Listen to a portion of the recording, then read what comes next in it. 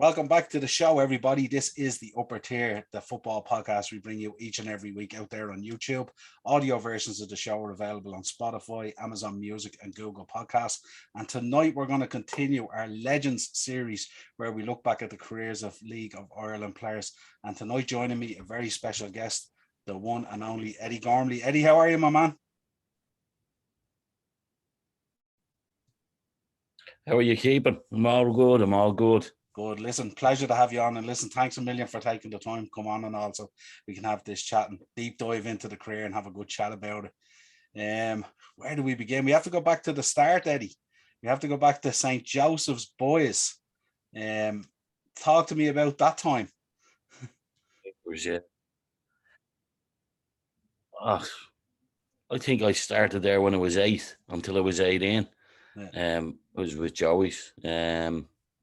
I was never one for moving around clubs, so had a few opportunities to move to different clubs in my schoolboy days, but now I was a Joey's man through and through.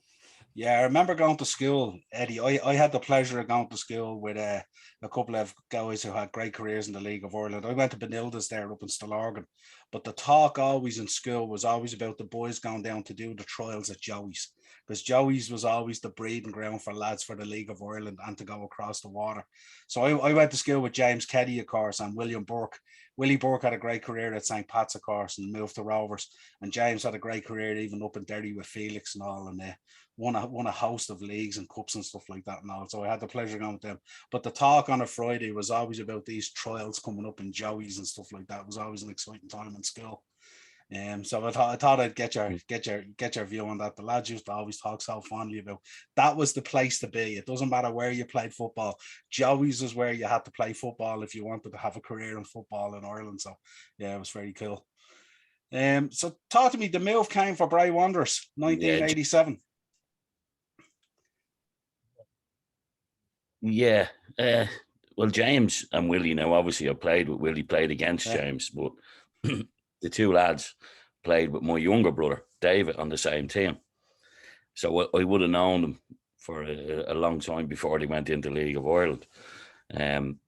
But no, I mean, I finished up with Joey's under-18 Premier and didn't get a call off anybody. And then Pat Devlin phoned me one day and asked me to meet him and have a chat. And I just met him, had a chat and said, come down pre-season training and see how it goes. So... lucky enough, it worked out well for me. Very good. And that was the move to Bray, was it? Yeah, literally, that was it. Pat lived in the estate across, we call the river. So literally across the river from me, you know. Yeah. So I had me lunch one day from work, and he says, "I'll meet you at the bridge there." I'll walk back down. I worked in H. Williams at the time, so. We went down there and I ended up signing for Bray, you know. So, but I knew Pat anyway before that. He was always at the games up in Joey's, you know. Very good. And how did the first season go there at Bray? Well, I ended up. I was only there for, I think, 2 or 3 months. I think I played about 12 or 13 games and. Then Spurs came in and signed me. I actually went to Liverpool on trial before that. I think it would have been early in the season, maybe 2-3 games in. I went to Liverpool on trial and I enjoyed it, but it just wasn't for me. So they obviously asked me to sign, but I wouldn't sign. And then the Spurs thing came along and I decided to move there. And what was it like, the transition over from Bray to Spurs? Very difficult, I have to say. I think I arrived on a Monday and they had a reserve game on the Tuesday or the Wednesday, and they started me in it against Gillingham. And I remember after about 20 going, what the hell am I doing here? This is just the pace of it. And I thought, I'm just totally out of my depth here, you know. So, but like, listen, the reality kicks in. You go, it's going to take you time to adjust. And I sort of said I'd give it a season, and hopefully by then I'll be up to speed. And thankfully I was. Who were the key names over there at the time, Eddie, when you went to Spurs? Who would have been the bigger names, the household names that we might know? With the first team, Ozzy Ardiles, you would have had Gascoigne, Lineker, Paul Allen, Gary Mabbitt. Yeah.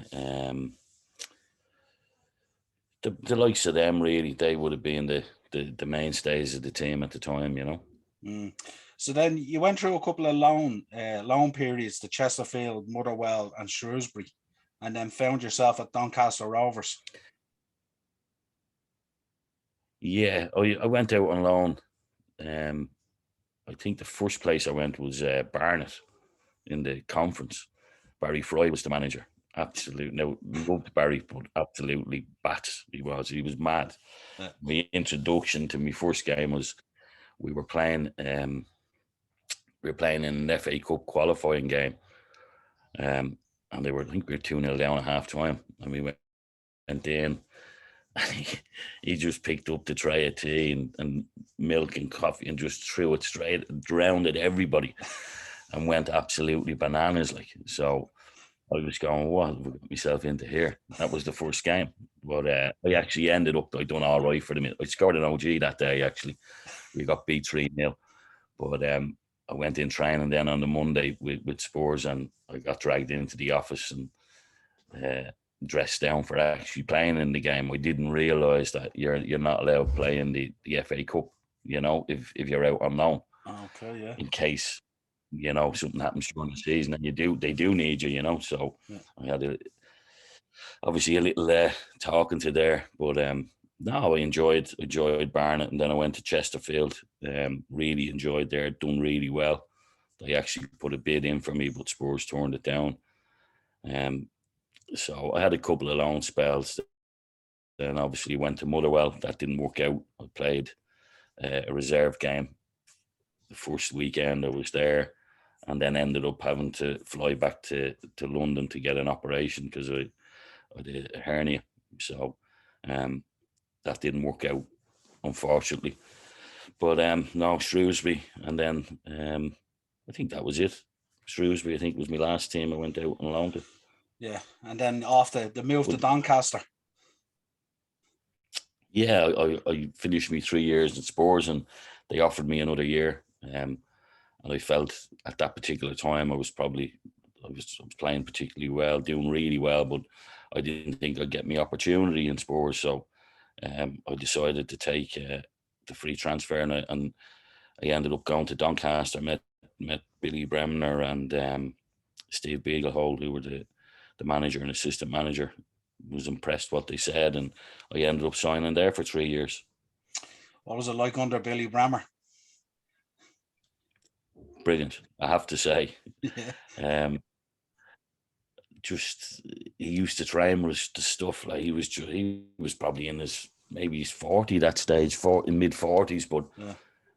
Like even then he was quality. Now he used to get involved in the 11v11s, you know, to set up play on a Friday, and he'd be in a pair of white runners. He'd be the best player on the pitch. Like he was just ridiculous. Like, but not a great man to sit and have a pint and he'd tell you stories about the old Leeds team and some of the things they got up to. Like, just hilarious. He was hilarious. I tell you, great stories about Gilesy and all and everything. Yeah, absolutely. Yeah. All of them. You know, we couldn't repeat them, but. No, he was just to even learn from him, you know. Obviously, he's a midfield player as well. So, I always remember we played one 11v11 setup game, and I was playing in the middle of the park at the time, and the ball went down the right, and I was running into the box. He was on the opposition, and the next thing I know, I'm on the ground trying to gasping for breath, you know. What he done is he stopped, dropped his shoulder, let me, because I was watching the ball. And I ran straight into his shoulder. He was solid now. For a small man, he was solid. But he caught me right and winded me. And he goes, always remember, son, always watch where you're going. Always watch where you're running to. Things like that, little things like that, you know. But his knowledge of the game was incredible. Yeah, those older guys, they're so precise in their advice, aren't they? It's Yeah, so simplistic with them. It's yeah. not difficult at all. It's just, always No, watch where you're going. well, it's like he always said, it's a simple game. Just Yeah, keep it simple, you know. absolutely. So What's your highlights or memories of Doncaster? uh, the first season, we actually we had a good side. Um, I think we were up the top for most of the season. Then we sold a couple of players in the first transfer window, and we started to dip a bit. The second season, we hit financial trouble, but probably my last season there done really well. Was just found the game so easy to go out and play. It was, I was on fire, and so no, probably the third season was like we were in the relegation battle, but we had a good bunch of lads, a good squad of players like that stuck together, and eventually we seen ourselves safe, which was great.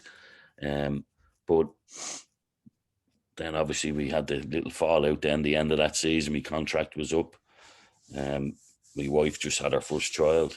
He was only a couple of months old, and it sort of fell into place then that um, we had a big fallout. I wouldn't sign a new contract for them, so I ended up moving back then to Ireland.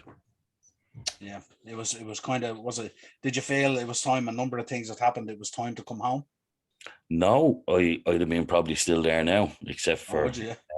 yeah. It wasn't nice. It was we left on not good terms, put it that way. I mean, I'd been player of the year for the 2 years in a row. The last 2 years, I was playing exceptionally well. A lot of clubs looking at me, and then we had a big bust up where the contract they offered me, I found very insulting. So for where I was at that particular time in my career, so obviously then there was I won't go into it. There was a few other things that was done that was shocking, really, by the manager, Steve Beaglehole. So um, let's just say there was a big fallout, and I rang Pat and said, "Get me the hell out of here, get me home." So, and the wife was happy enough to move home at that stage anyway. So Yeah, I moved back to Ireland then. awesome. So a loan spell then at Drogheda United, and then the move to St.Pats. Yeah, well, what happened there was you back then there wasn't the Bosman rule. So if they offered you a new contract, they could retain you. So, but they had to pay you, So I just basically said to Pat, organise a loan deal. They won't release me, so um, I had to go back on loan first. So I went on loan for, I think it was about 2 or 3 months. At that stage, I was miles overweight because I hadn't done any pre-season. They wouldn't let me do pre-season. They wouldn't let me play in matches. So um, I was a good nearly 2 stone overweight, I'd say, I had a small baby, I think. But so I went back, and to be fair, Pat played me when he probably shouldn't have played me at Drogheda because I wasn't fit. But I stayed there for 3 months, and then after 3 months, they agreed to release me. So I ended up moving then to Pat's. Brian Kerr rang me, and I had a chat with Brian, and he told me, "Yeah, listen, you're a good header, you're a good kicker of the ball," and he says, "But you need to lose weight. You're a fat guy, so you're gonna have to work hard and train." And so, to be fair, he worked the socks off me for 6 months, and the start of the following season, I never looked back. That's fantastic. Yeah. Brian's one of those lads, isn't it? There's no messing around with Brian. He says it exactly how it is. I love listening to Brian even on TV. He just shoots from the hip, and he's real Yeah. old school in the way he talks about stuff and all. It's fantastic to listen to. Such a character. Well, what was the relationship like there with Brian? Ah, Was it good? Yeah, top notch. brilliant. Yeah, brilliant. I mean, I genuinely, even to this day now, um, we get on brilliant now, I have to say. Like, he was good for me, and obviously I was doing well at the time. So, um, But we did. He ran me solid for about 6 months after every training session until I lost the weight. Yeah. But no, I just love Bray. I just love the detail he went into. Sometimes too much detail, but he was ahead of his time at that particular time. Like the team talks and the doing all the analysis before you played. You knew exactly who you were coming up against, and I just found it brilliant. And I think the lads did as well. Yeah, we had Robbie Gaffney on the show one night, and he was telling me about going into Brian's office to have a chat. And his office, there was just paperwork everywhere of analytics of teams and opponents, and he could tell you everything about any team, even on those trips to Europe and stuff like that. He knew every single team inside out and was meticulous in his preparation. Like, yeah, oh no, honest to God. Now, it didn't bother me really, the team talks, but like some of the lads be nearly nodding off in the corner. Team talk would go on. Like if we were playing bowls, we'd play bowls, particularly shells. Now, shells was the big one. The intensity when we played them was ridiculous. It seemed to go up 2 or 3 gears with Brian, But you could be nearly an hour and a half in a team talk. We'd meet in the school up the road from Tolka, and the lads would go, "Oh, geez, we're going into this team talk now. This is going to be a long one." And he'd literally give you a rundown on their last 5-6 games, who played, substitutions, the shape when the shape changed, like everything, each player, strengths, weaknesses, and it'd go on, and you'd be going like, "Brian, I've played this lad about 20 times. I know his strengths. I know his weak. We need to recap. The intensity was unbelievable." Yeah. But it kept you on your toes. But now he just his knowledge of the game was brilliant, and he obviously had Noel O'Reilly there, and Noel would be of the same, his knowledge and how he just kept things very simple. You could be getting the run around in a game, and at half time you go, "No, listen, I'm struggling on this," and he goes, "Listen, boom, boom, boom, do this, that," and it was amazing. It was all simple, but it worked. You know what I mean? And the two of them worked really well together. I always had the huge amount of respect from the team with the way they set up and the way they conducted themselves, how professional they were. It was brilliant. Yeah, so three leagues with St.Pats and an FAI Super Cup with them as well. What's your memories of the 3 leagues, the 3 league wins? The first one, I think out of two out of the 3, I actually wasn't on the pitch when we won them. The first one, Dundalk, I was due to play. I was in the team to play, and then obviously we had a cup final. I think 2 weeks after that game, or 3 weeks after that game, and we were traveling. We stopped in Ashbourne for pre-match, and my hamstring was a bit tight, and I just mentioned it to Brian. I said, "Hamstring's a little bit tight after training the other night, and that's it, you're not playing." And I said, "I'll be all right, I'll get through it." "No, you won't, we have a cup final." He just was focused on the cup final because we hadn't won it in so long, obviously. But he said, no, you're not playing. So I went, fair enough. So I didn't play in that game. Obviously, it was the nerves on the touchline. I mean, I'm not a good person for watching games. I'd rather be playing in them, Yeah. So it was great to get the win, and we win the league. And it was let's just say it was a late night that night. The other 2, obviously, Gordon, the goal down in Kilkenny, the screamer, that I think the divot hit the goal before the ball hit the goal. But listen, it went in. That was a special night because nobody expected us to win the league. Like how everybody thought Shells would just do the job against Dundalk, and it just got very nervous towards the end of that game because you knew by the atmosphere in the ground that Dundalk were beating Shells, and we're drawn with Kilkenny, and you're going, "Oh, if we lose the league and drawn with Kilkenny, who were relegated that year, it would have been shocking." But anyway, we got the job done, and then obviously the last one, I think we won it against Bray, another one that I was injured for, and tried so hard to get back for that. I done my knee ligaments, and Bucco was the manager, and it was just, no, you're not playing. And that was hard. It was hard to win 3 leagues and you're only on the pitch for one of them, you know. Yeah, absolutely. So listen, that happens. Yeah. Then the move came to first of all, before we get into the move to Bray, back to Bray, the move from left of midfield into central midfield. What was the thinking behind that? How did that come about, and what was your thinking on it? Well, what happened was, I played centre midfield in Doncaster, but they'd flip me. They'd play me wide left in the middle. So, but I always felt I could do a job in there. So when I came back, Brian, obviously I need to get fit. So this was, obviously you'd have to ask Brian why he threw me in there. But we had a trapper, you know, John Tracy. So John was the captain. He played middle of the park, and for 6 months I was there. And then the start of the following season, Trapper couldn't.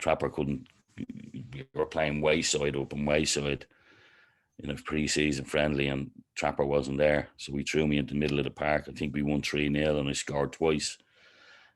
Played really well in the middle of the park, and he left me in there from that day on.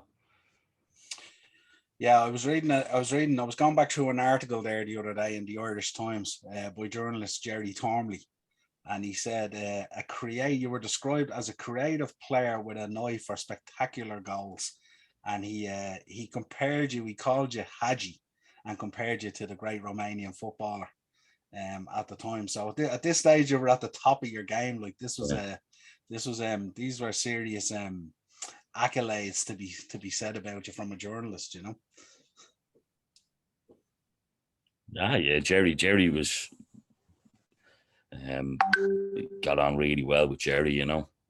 Obviously he went into the rugby then, didn't he? Yeah.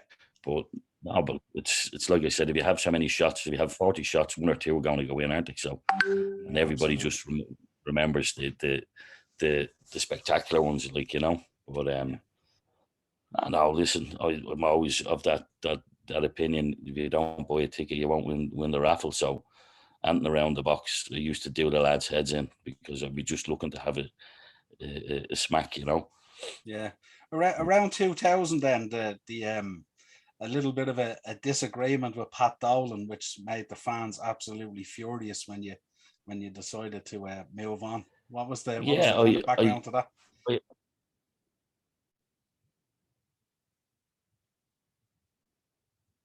Yeah.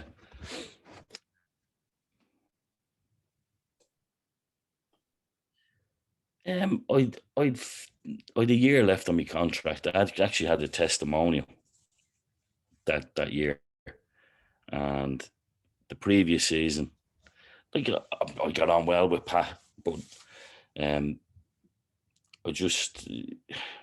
a hard one to call, you know. There was no actual fallout between me and him. I just didn't agree with certain things that were going on at the time, and I just felt, no, I need a change here, you know. Otherwise I would have fallen out with him. And I mean, I would have loved to stay on with my testimonial, but I spoke to Pat Devlin actually that summer. I was away in Spain, and I ended up playing golf with Pat. We bumped into Pat, and he says, "What are you doing next year?" And I says, "I think my time's done with Pat's, and I don't want to fall out with him, you know." So he said, "Listen, I'll have a chat with Pat Dolan and see if he's willing to sell you, you know." So the deal was done, and I moved on, you know. Yeah. Probably moved on maybe a year or 2 years too early. I think I could have had another 2 years, but I just felt it was the time. I think things would have turned sour, and I'd had such a great time there. I didn't want it to go sour at all, you know, with the supporters, with the people involved with the club. I just felt, no, nice to leave on a high, and then no one can have a go at you then, you know. Yeah, absolutely. So the move back to Bray then, how did you feel about that? Was this like this was the beginning chapter of a book of the story of Eddie Gormley Was this going back then? This is where the last chapter should be. Yeah, I always genuinely always had it in my head that there would have been only one club I would have left Pats for, and that would have been Bray. You know, I always said, even in my Pats days, when I finish, I'll finish at Bray, because I mean Pats, and I'm not being disrespectful to Bray, Pats at the time, if you weren't at the top of your game, you were moved on, and I knew that would come to me one day as well, and it just was a matter of when. So I always planned to finish my time with Bray, you know. Yeah. And thankfully I got, well, I think it was 5-6 seasons out of Bray. Yeah, absolutely. How did the Bray that you went back to compare to the Bray that you originally left? The totally different club, different level of professionalism. Like, I mean, you're going from 87 to 2000. You know what I mean? There's going to be changes. But I actually feel that we missed an opportunity to win the league that year, and we could have won the league that year. We had a great squad with Jason Bourne and players like that, you know. And I think what killed us was we lost games to teams that were relegated that year, the likes of Finn Harps. I think Kilkenny. I don't think we beat Kilkenny that year either, but we were playing the likes of Bows, beating them 4-0. Even Pats, we beat Pats 4-1. You know, 2-1. I think in Inchicore as well, and we had a good side, but unfortunately that year we let it slip against the so-called weaker teams. You know, so that was disappointing, because you finish the season and you go, I can't believe we could have won that league, you know. Yeah, it certainly felt like the one that got away without a shadow of a doubt. Yeah, 100%. Yeah. Talk to me then about the move into management. Yeah, what happened was I always remember my last game ever was against UCD. I think it was 36, 37, whatever. And Pat had asked me the previous year. He says, what are you doing? I says, no, I'm finished. I'm done. I'm retiring. And he says, well, come on the coaching staff and we'll sign you as a player. And I said, what are you signing me as a player? Like, I'm not, there's no way. Because you know yourself, there's younger lads that are running past you. And I just go, no, this isn't for me. I need to get out now. So I said, no, I'm not going to sign as a player, but I'll go on the coaching staff. So he says, I'll just sign the form just in case we get a few injuries, you know.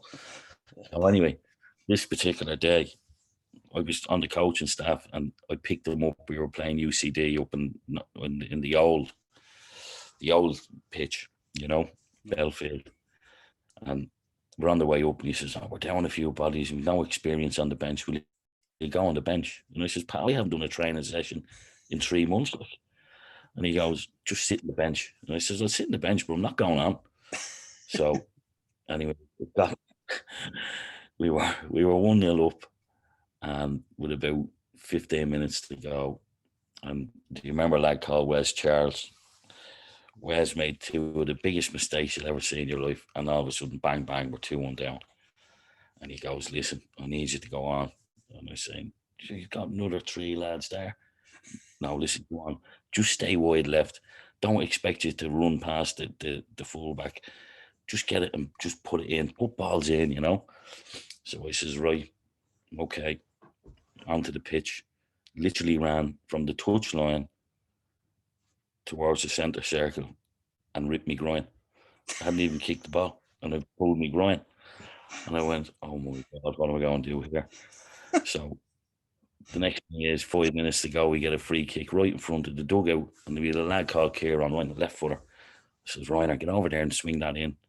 So of course Reiner's going over, and next minute Pat's shouting, no, Reiner, get off it. Eddie, you put it in. And I go, I don't have the heart to tell him, I just pulled me groin. Like, so I put the ball down, swung it in, put a great ball in, to be fair, for someone with a ripped groin, and I could feel it tear again as I hit the ball. 2 minutes later, what happens? Same thing again. Free kick right in front of the dugout. And I'm going, at this stage now, I'm limping.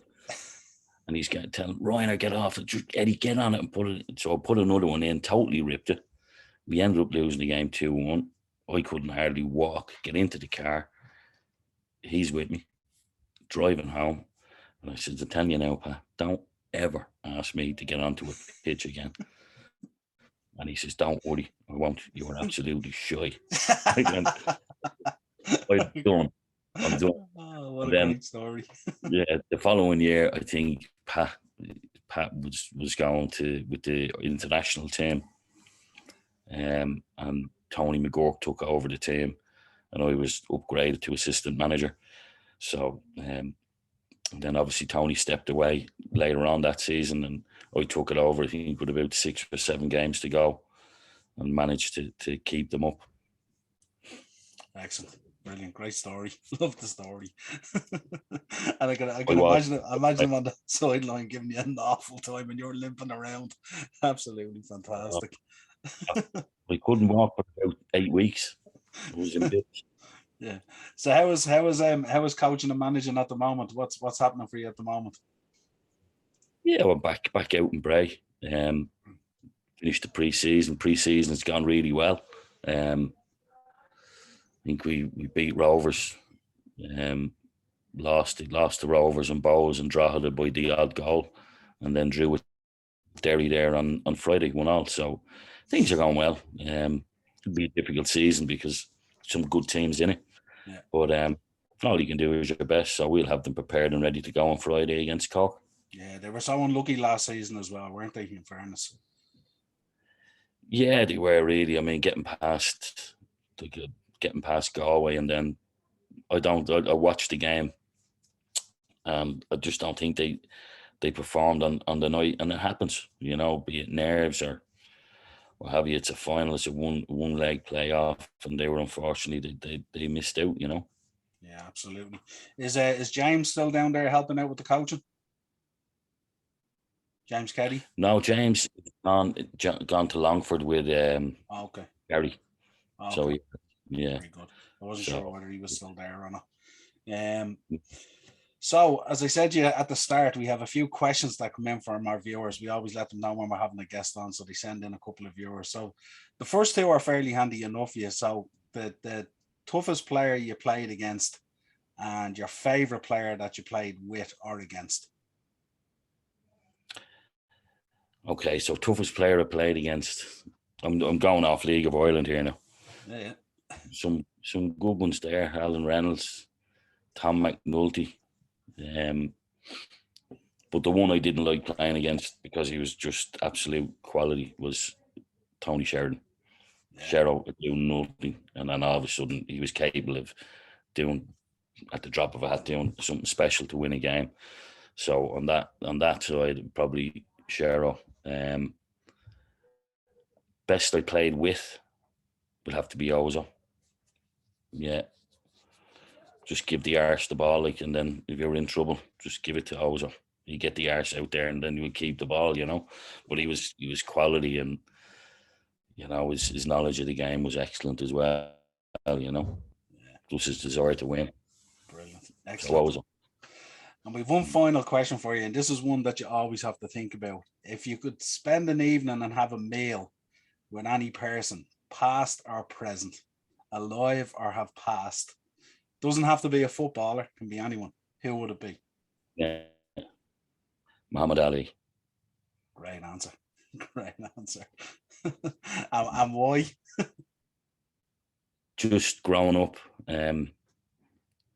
just when he was fighting, watching him, I just loved his confidence, his arrogance, and I just loved everything about him. I just thought he was some sportsman, what he achieved, Yeah, and obviously the barriers he would have had to break down to achieve that. He was just an awesome man in my book. Great choice, and I'd say he was the kind of man as well with the promotion that he could do for himself. He talked you into paying for the meal as well, I'd say, without you realising. Oh, yeah. But a funny character, just a nice man. Seemed a really nice man for someone that went in and knocked the heads off people.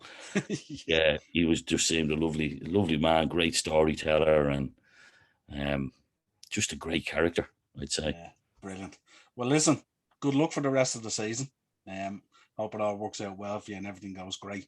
Thanks a million for taking the time to come on. It's been an absolute pleasure sharing some of the stories and the moves and all that kind of stuff. Love listening to these look backs at the League of Ireland and stuff like that. Fantastic. So really appreciate it. As we'll let you know, it is the Upper Tier on YouTube. If you want to head over there and subscribe to it. Audio versions of the show will be on Spotify, Amazon Music, and Google Podcasts. Let us know your comments down here. If you have any questions or anything for Eddie, we'll put them to him when we release the show. And if you want to contact the show, you'll get us on the Upper Tier Podcast at gmail.com. And we're also on Facebook and Instagram, the Upper Tier. Eddie, an absolute pleasure, and thanks a million for taking the time. Not a bother. Lovely talking to you. I'm sure no doubt I'll talk to you again soon. Absolutely. Cheers, bud.